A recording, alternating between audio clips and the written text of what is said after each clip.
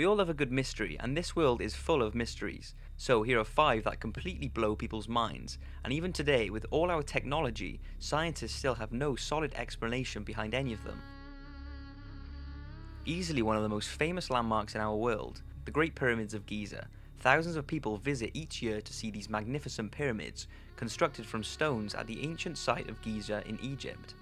Despite years of analysis, no one actually knows how they were constructed, but it's believed they were built over 5,000 years ago. They're built using over 2.3 million blocks of stone and granite, each weighing over 1 ton apiece, and some weighing as much as 40 tons. What baffles people is how they were moved from their place of origin as far as 600 miles away in Aswan and transported to Giza. Maybe on rafts down the Nile during the rainy season, but how did they get them onto the rafts? Wheels hadn't been invented then, so the possibility of a cart transporting them to the rafts can be ruled out. The largest of the 3 pyramids is known as the Great Pyramid, and it's truly an astonishing work of engineering, and this is what most people go to see. It's believed to have been built over a 20-year period. Some believe that it was built by slaves, but this seems to have been disproved.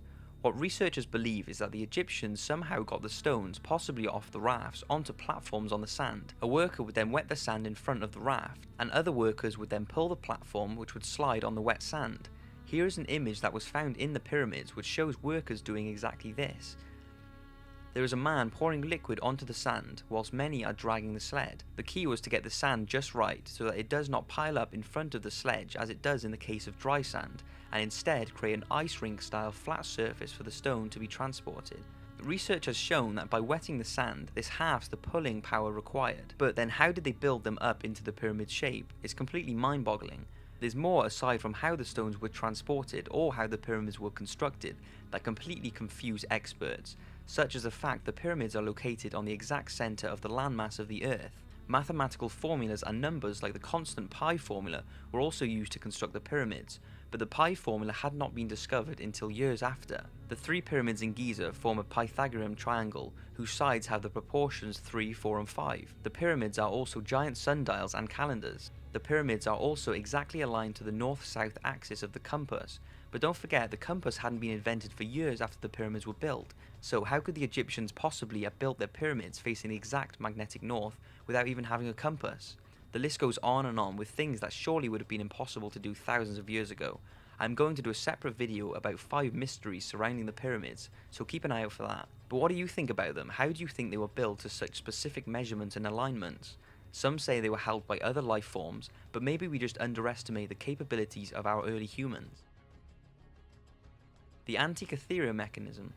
The Antikythera Mechanism is currently housed in the Greek National Archaeology Museum in Athens, and is thought to be one of the most complicated antiques in existence. At the beginning of the 20th century, divers off the island of Antikythera came across this clock-like mechanism that was just laying there inside a wrecked cargo ship. It's thought to be nearly 2,000 years old. This device was very thin and made of bronze. It was also mounted in a wooden frame and had more than 2,000 characters inscribed all over it, though nearly 95% of these have been decrypted by experts, but there has been no publication of the full text of the inscriptions. But today it's believed that this instrument was a kind of mechanical analog computer used to calculate the movement of stars and planets in astronomy, which sounds nothing compared to our modern technology, but don't forget this was built in around 87 BC. It's incredible to think how it was made thousands of years ago, but also no one has any idea about why or how it became to be on that sunken cargo ship. The ship was Roman though, and they think the Antikythera mechanism was developed in Greece. One theory suggests that the reason it came to be on that Roman ship could be because the instrument was among the spoils of war loot by the Roman Empire Julius Caesar. Stonehenge. Stonehenge is a prehistoric monument located in Wiltshire, England. Similar to the pyramids, they're believed to have been constructed in around 3000 BC to 2000 BC. Although there is lots of ancient monuments surrounding the area, the main mystery is the stones you see here. It's the same scenario as the pyramids, they just don't know how they got those enormous stones on top of the standing stones. The entire structure is put together like woodwork. Joints and sockets have been carved into the stone, so each stone fits into each other precisely. Stonehenge is also incredible in that it has horizontal stones to form arches.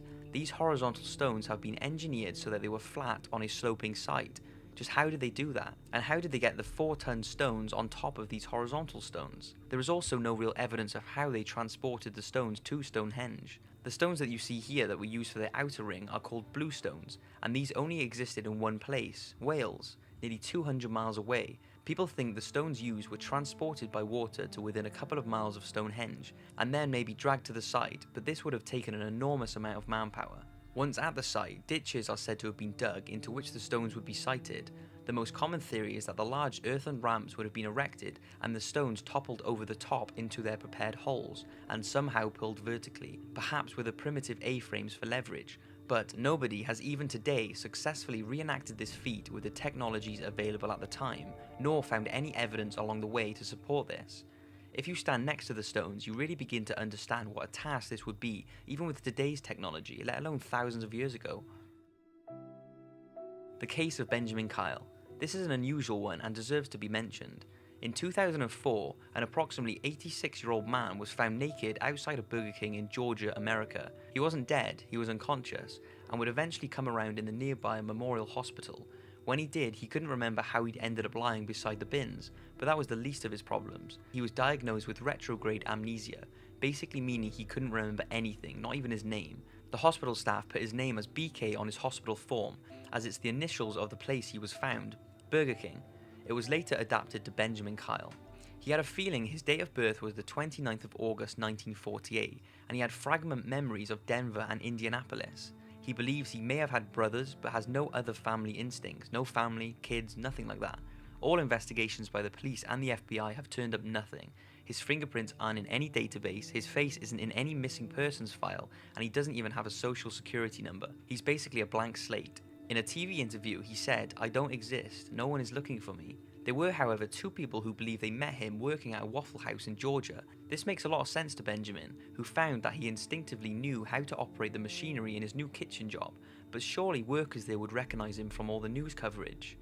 So maybe he was beaten up and took a blow to the head, causing permanent amnesia. But what are the odds of getting beaten up, getting amnesia, being naked, having no social security number, and have no one looking for you or even recognizing you despite media attention? All that just doesn't add up, so what exactly is going on? And will we ever know the true identity of this mystery man? The out-of-body experience is mind-boggling. Out-of-body experiences are personal experiences during which people feel as if they are perceiving the physical world from a location outside of their physical bodies. Sounds crazy, doesn't it? But 10 in every 100 people have an out-of-body experience at least once in their life, and it still continues to blow scientists' minds. There are lots of stories about people who have gotten released from their bodies and are able to look at themselves from the outside, and it seems to happen when they have undergone a near-death experience.